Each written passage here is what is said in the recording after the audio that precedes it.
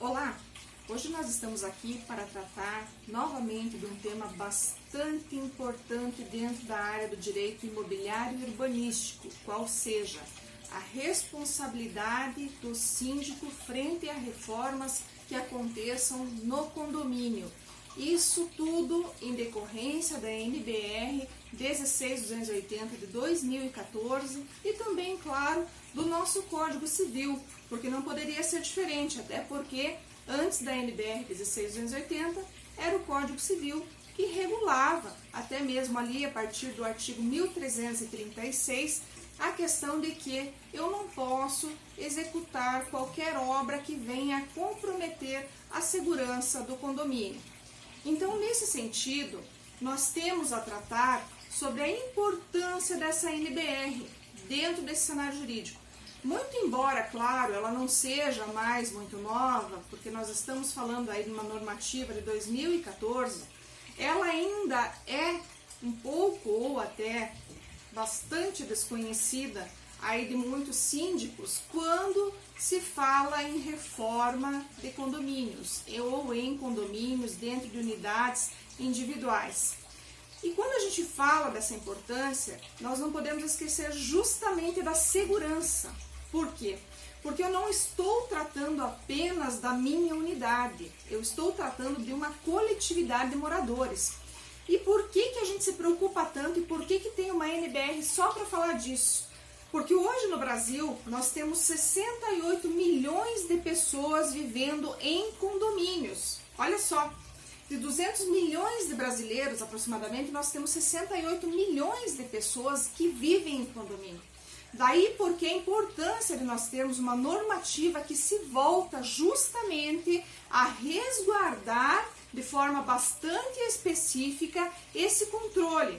E essa normativa ela vem justamente nesse sentido. Por quê? Porque ela estabelece padrões, ela estabelece ali requisitos para esses sistemas de gestão de controle de processos, no sentido de que eu tenho que seguir essas orientações que estão dispostas nessa normativa, a fim de que eu possa, então, dentro da disposição que eu já tinha ali no 1336 do Código Civil, trazer essa segurança, mas dentro de um padrão, ou seja, eu tenho que apresentar um projeto, um plano de reforma dentro daquilo que eu pretendo fazer na minha unidade. Além do que, claro, eu tenho que ter também a ART, que é a anotação de responsabilidade técnica também, ou então a RRT, que é o registro de responsabilidade técnica, que devem então ser assinados aí por, enfim, o engenheiro ou o arquiteto responsáveis, que também deverão acompanhar o andamento dessa obra. E quando eu falo nesse acompanhamento é porque justamente eles têm que verificar se essa obra estará ou não seguindo aquele projeto. E quando a gente fala em responsabilidade, não menos importante até, frisar aqui a questão do síndico, a importância do síndico observar essa normativa. Por quê? Porque ele pode vir a ser responsabilizado caso não fiscalize, caso permita ou se omita diante de uma situação de reforma e execução de obra dentro do condomínio, dentro dessa unidade individualizada.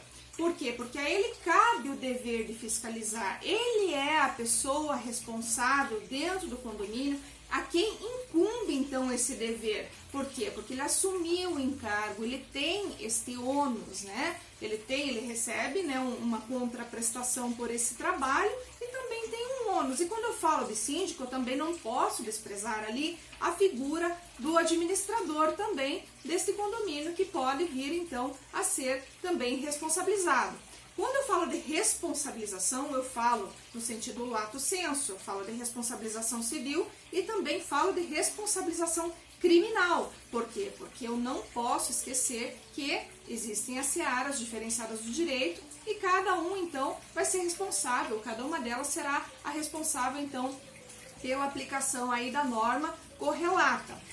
E quando nós falamos também em fiscalização, cabe a este síndico, dentro então do papel que lhe incumbe aí, pelo estatuto, enfim, pelo próprio regimento interno do condomínio, pela própria convenção, fiscalizar e verificar se esse projeto está então seguindo aquilo que foi convencionado inicialmente e se não está, cumpre a ele notificar esse morador, este condômino, acerca da irregularidade, sob pena de vir a responder. Então, não é apenas o condômino que pode vir a responder, e sim também o síndico ou esse administrador, que são então os responsáveis por esta situação que poderá vir a ser deflagrada.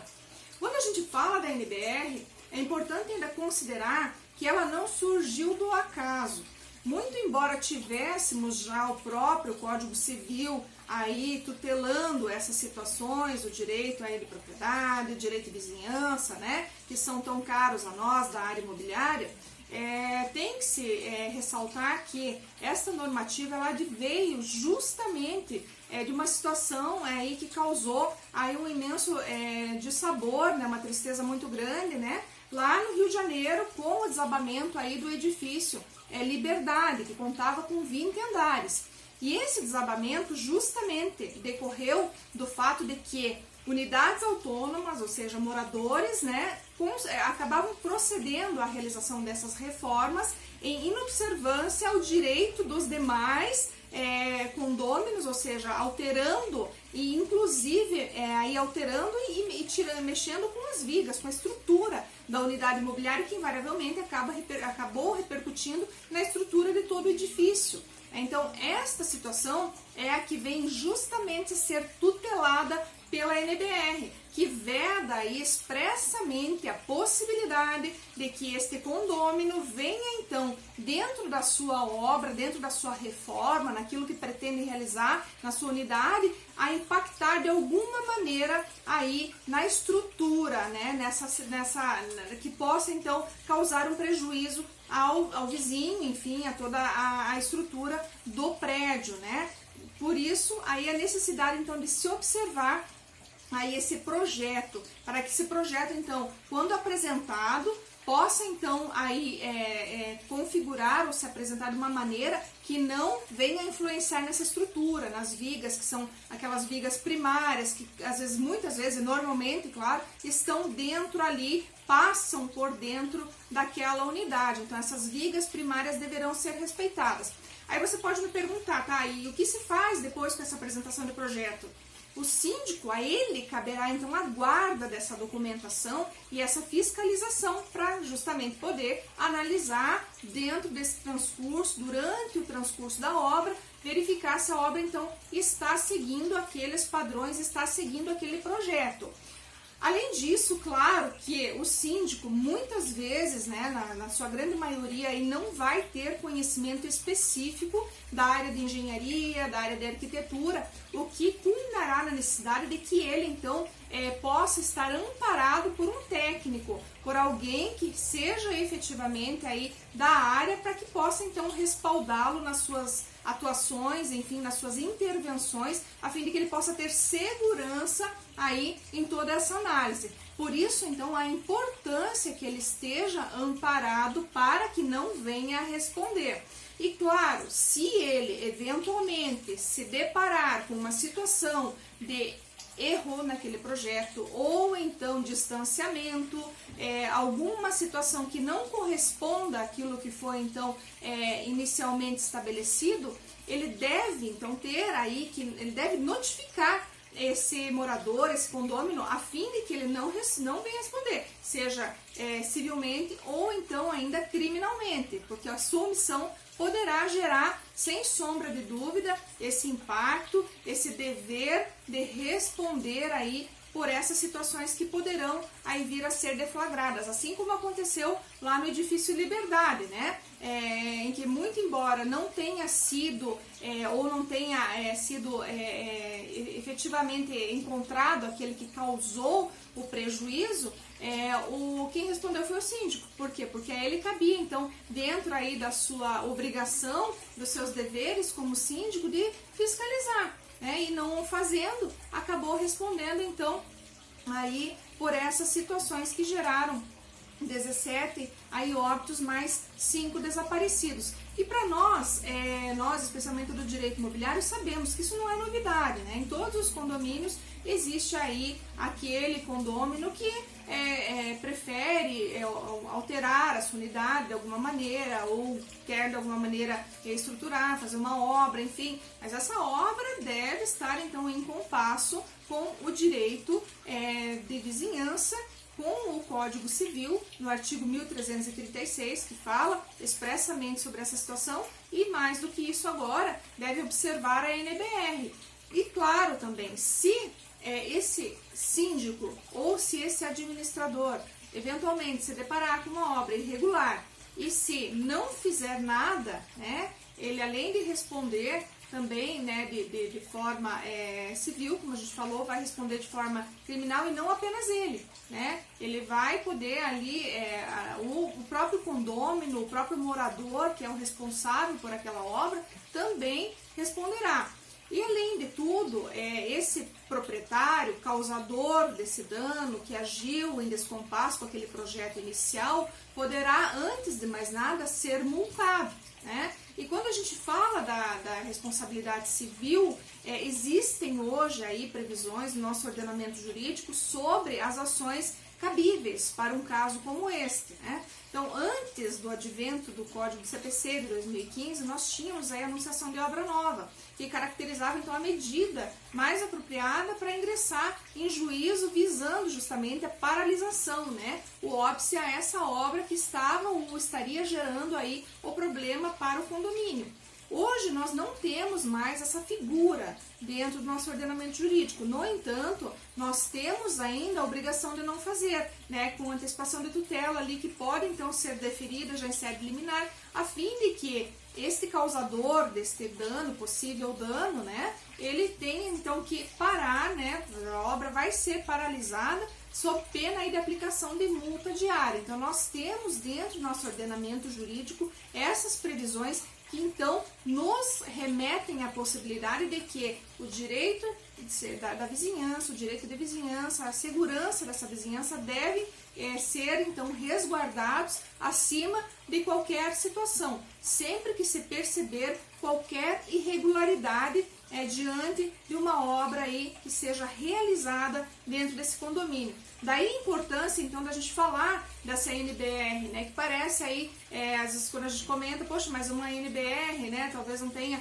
uma aplicação tão importante dentro do cenário jurídico, mas para nós o direito imobiliário é de total apoio, especialmente porque nós tínhamos a previsão, né, constante ali no artigo 1336, mas essa NBR ela trata então do procedimento, da forma como ele vai se dar. Então, a gente falando dessa forma, desse procedimento, ela dá uma orientação no sentido de que eu não tenho como alegar o desconhecimento. Eu, síndico ou síndica do condomínio, não posso dizer que desconhecia, porque desde 2014 essa norma já está vigente, em 2015 ela sofreu ali uma pequena alteração, mas ela está vigente, então está determinando que sejam então aí todas as reformas que ocorram, então sejam aí observadas essas prescrições, então são de extrema relevância para que a obra, a reforma aconteça dentro da mais alta segurança que nós precisamos ter dentro de um condomínio, a fim de justamente evitar que aconteçam aí catástrofes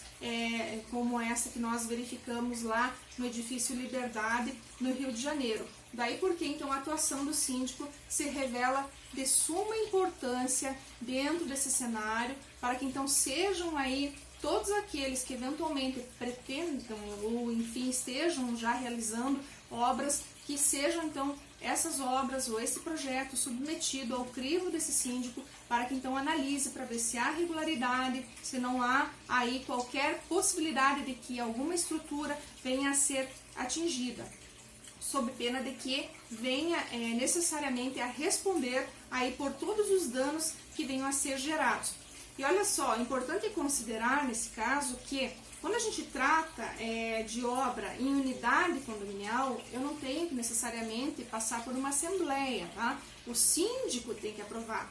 E olha só a importância dessa situação, porque cabe, então, olha a responsabilidade do síndico nisso. Por isso, então, que ele tem que cada vez mais se ater aí a qualquer situação que se volte aí à realização de qualquer obra. Por quê? Porque não passa pelo crivo da Assembleia, apenas, única e tão somente do síndico, diferentemente de uma obra ali em área comum, que, claro, vai ser submetida à Assembleia. Então, por isso que nós temos que velar por essa situação. O síndico, mais do que tudo, deve se preocupar, então, com esta obra que está acontecendo, deve, então, fiscalizar, porque a ele cabe esse dever de fiscalização, e, inclusive, não vale qualquer suscitação no sentido de dizer que direito de propriedade seria o direito de propriedade absoluto, então não haveria qualquer possibilidade de ingerência desse síndico dentro da minha unidade autônoma. Por quê? Porque a partir do momento que eu moro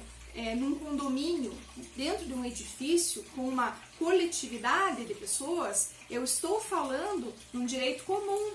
Eu não tenho como alegar que o meu direito não vai, ou que o direito do outro não pode vir a afrontar o meu, porque a partir do momento que eu tenho aí uma viga que une uma estrutura inteira, eu tenho sim o dever de poder, ou na verdade de respeitar aí toda esta situação, toda essa coletividade, não havendo que se falar então que não pode existir eventual intervenção na minha unidade autônoma, tá bom, pessoal? Então, hoje, na nossa coluna de Direito Imobiliário, seria isso que nós tínhamos para conversar com vocês, e nos aguardamos aí na próxima semana para que possamos novamente discutir temas relevantes do direito imobiliário.